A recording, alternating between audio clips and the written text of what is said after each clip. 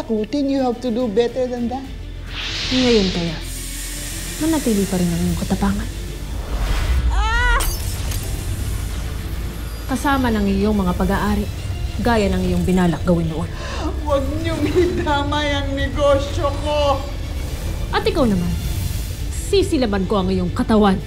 Ngayon, alam ko na kung sino talaga ang Terang yan. May alas na rin ako laban sa kanya. Ang pinakamamahal na lolo ni Tera, a.k.a. Sangre! Si Governor Emil Salvador ang talagang salarin. Siya na raw ang bahalang alisin ang ospital doon. Hayop ka, madam! Ngayon na alam na natin ang katotohanan. Sana'y protektahan ng buong kapulisan. Si Mrs. Paula Dula bilang isang star witness, bilang isang whistleblower. Kaya ikaw, Governor Emil Salvador, Sumuko ka na. pagbayaran mo lahat ng mga kasalanan mo sa taong bayan. Tera. Pero ito siguradong mas kilala mo ito. Huwag mong gagawin ang gusto nila. Hayaan mo na ako dito. Lolo? Akala mo ba mapapabagsak mo ako? Ngayong hawak ko itong pinakamamahal mong lolo?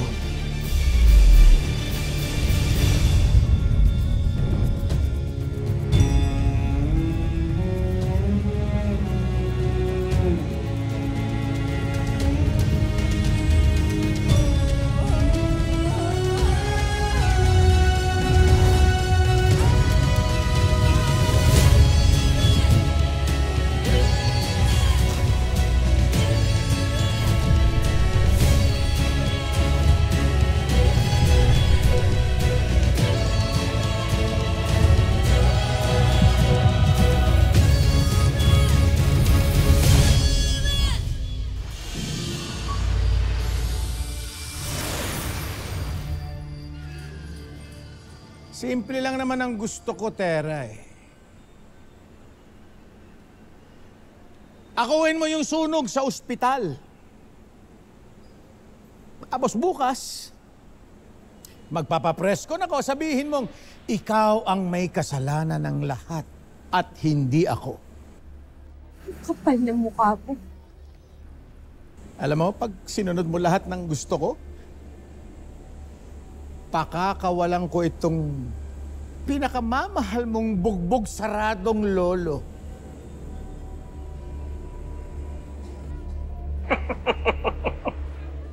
At hindi lang yon. Itatago ko na ang most kept secret mo. Sangre. Este. Tera. Apo! Huwag mong gagawin. Huwag mong aakuin. Wala kang kasalanan. Iligtas mo ang sarili mo. Huwag ka na. Huwag mong aakuin. Kahit ano.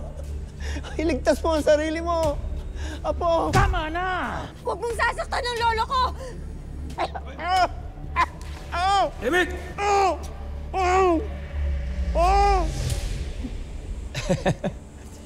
Hindi naman ako masamang tao eh. Sige. I'll give you 24 hours para mapagdesisyonan mong mabuti ito. Ngayong gabi, pag-isipan mong mabuti. At huwag kang magtatangkang tumawag sa pulis, ha? Nakita mo naman, nakuha ko ang pinakamamahal mong lolo sa kanila. So for now, bye-bye. Bye-bye, Sang. Tera. Tera. Hadia, anong sinabi ng iyong kausap?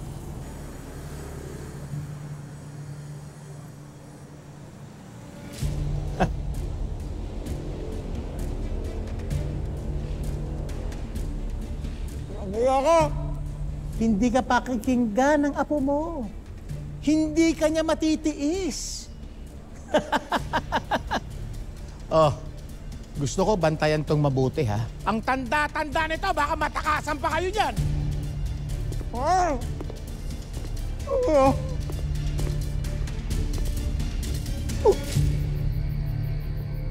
Han, are you okay? Dad, is it true? Ano pinagsasabi mo, ha? Siyempre hindi! Sinisiraan lang ako ng sanggring yan. Sinungaling na, mamamatay tao pa. Wait. I'm so confused. Diba, palagi mong sinasabi na siya yung kontrabida? Then why would she save all those people from that burning hospital? Baka naman may pake naman talaga siya sa mga tao, diba? I mean, she even saved me. Tama na! Emil!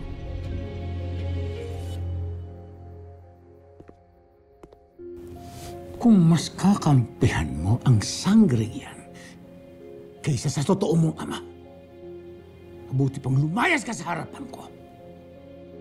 Layas!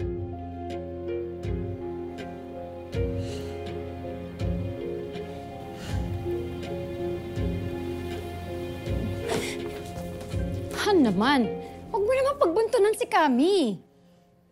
Nakita mo naman kung ano pinagsasabi niya, di ba? Well, she's just concerned and worried parang ako. Okay, Han. Paano nga naman kung mapakulong ka ng mga yun, Han?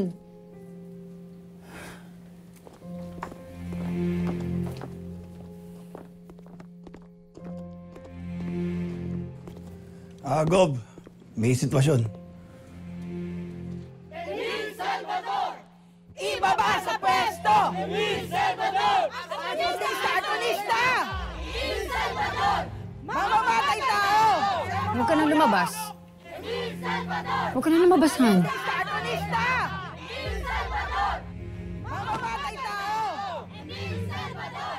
Kurakot! Kurakot! Emil Salvador! Ibaba sa pwesto! Emil Salvador! Ibaba sa pwesto! Emil Salvador! Ibaba sa pwesto! Emil Salvador! Ibaba sa pwesto! Emil Salvador! Magandang gabi sa inyong lahat, mga minamahal ko. Maaari po ba tayong maghunos dili muna? Alam niyo po wala pong katotohanan ang lahat ng binibintang sa akin ni Madam Dula at ng sanggring yan. At saka, pwede ba? Huwag muna tayo agad-agad maniniwala sa fake news at sa mga fake superhero! Ikaw ang fake! Peking Governor! Lahat ng concern mo, peke!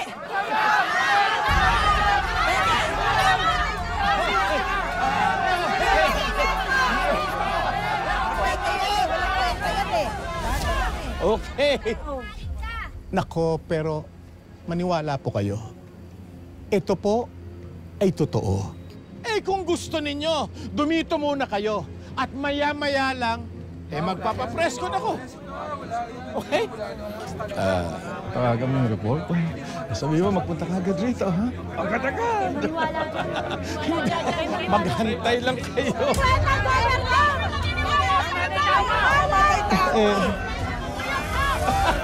Ibig sabihin!